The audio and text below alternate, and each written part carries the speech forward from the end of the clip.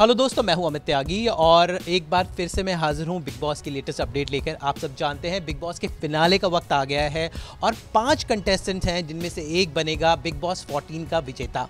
अब ये पांचों में कड़ी टक्कर है क्योंकि हमारे सामने है 3 लड़कियां और 2 लड़के। तो मेरे साथ कुछ ऐसे लोग हैं जिन्होंने शो को पूरी बारीकी से फॉलो किया है। मेरे साथ डॉक्टर रेणुका जो हरिद्वार में रहती हैं और ये बिग बॉस की बहुत बड़ी फ़ैन है। मतलब इनके पास वो अपडेट हैं जो मेरे पास भी नहीं है।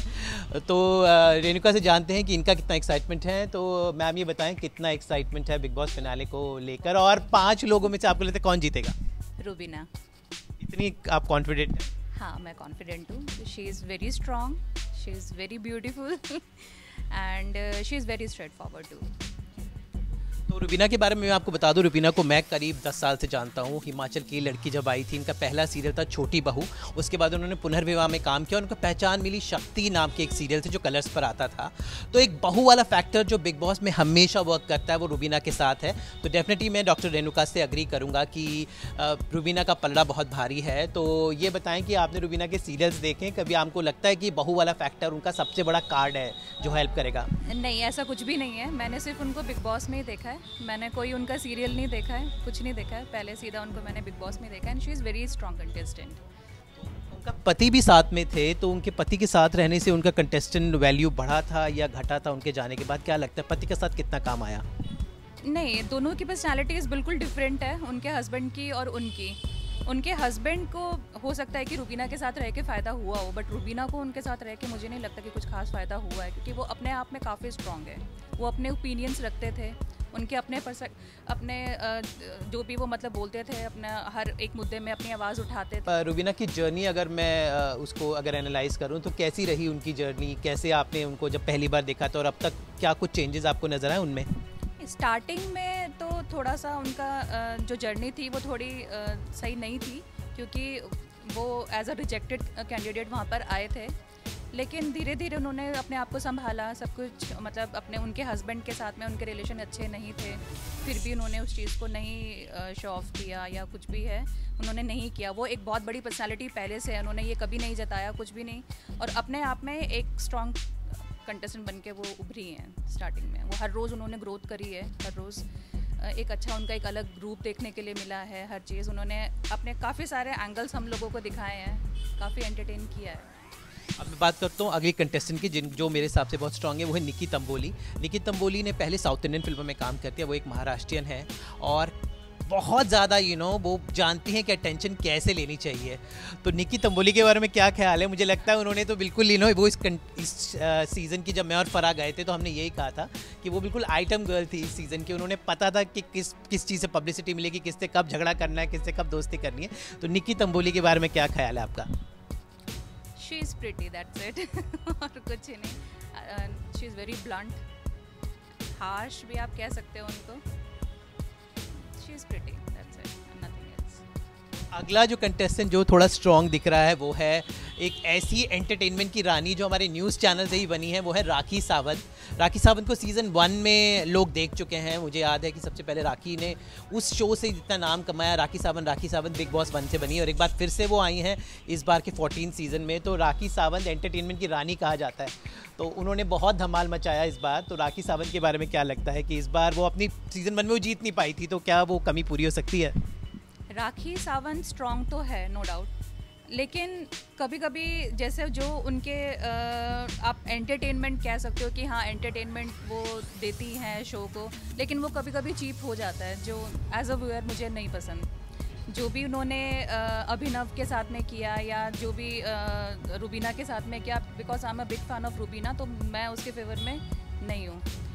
बाकी वैसे देखा जाए तो शी इज़ वेरी एंटरटेनिंग। अब बात करते हैं लड़कों की। भाई 3 लड़कियां तो स्ट्रांग है, नारी शक्ति इस बार बहुत सर चढ़ के बोली है, लेकिन जो 2 लड़के हैं उन भी कम नहीं हैं।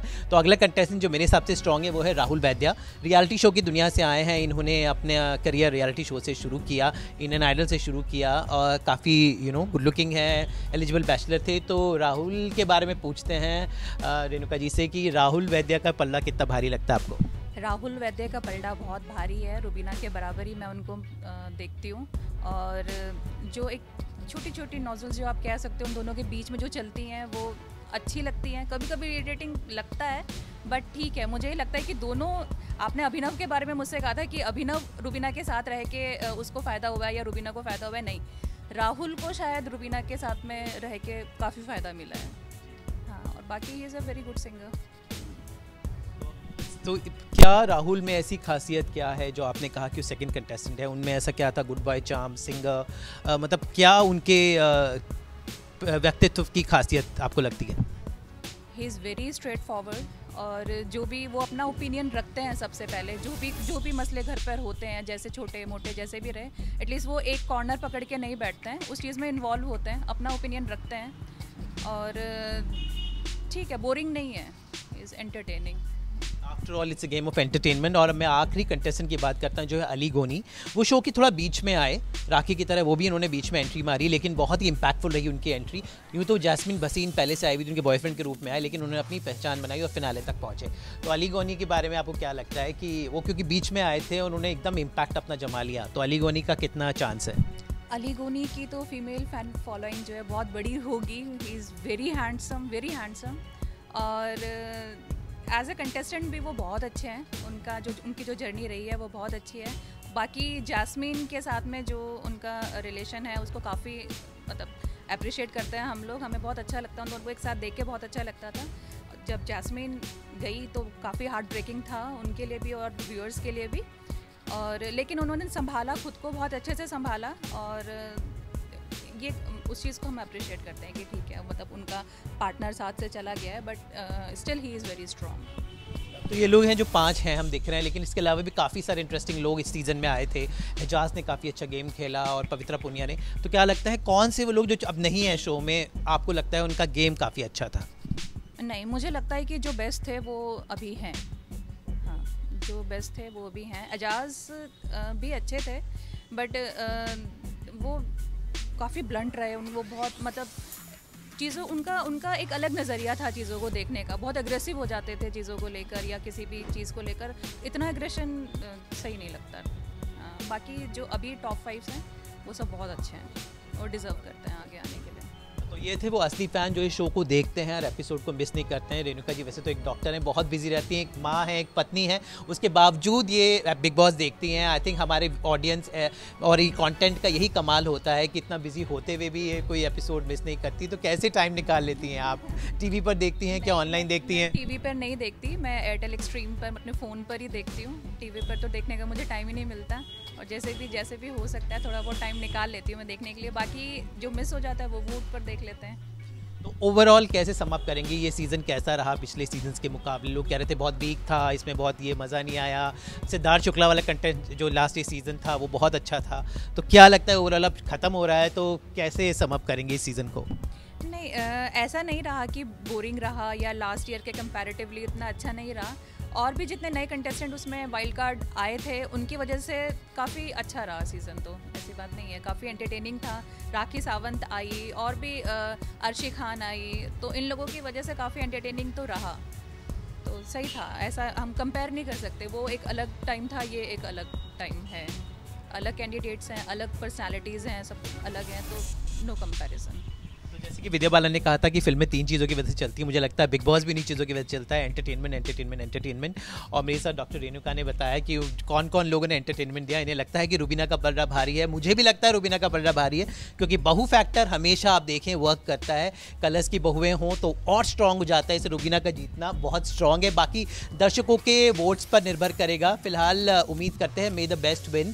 थैंक यू डॉक्टर रेणुका हमसे बात करने के लिए, और उम्मीद करते हैं कि डॉक्टर रेणुका की तरह हमारे व्यूअर्स जो हैं अच्छे से वोट करें और मे द बेस्ट कंटेस्टेंट विन। क्या कहेंगे आप व्यूअर्स को? जो डिज़र्व करता है, जो आपको पसंद है, जिसने आपको एंटरटेन किया है, आप उसको वोट करें। बाकी मेरा वोट तो रुबीना के लिए। I like her so much. ये था दर्शकों का फैसला। आपने देखा डॉक्टर रेणुका ने हमें बताया कि वो क्या फील करती हैं, तो इसी तरह आपके भी ओपिनियन होंगे। बाकी बिग बॉस से 14 से जुड़ी हुई हर अपडेट के लिए आप हमारे साथ कनेक्टेड रहिए, सास बहू और बेटिया के साथ, क्योंकि हर पल की जानकारी हम आपको देते रहेंगे। अमित त्यागी, मुंबई आज तक।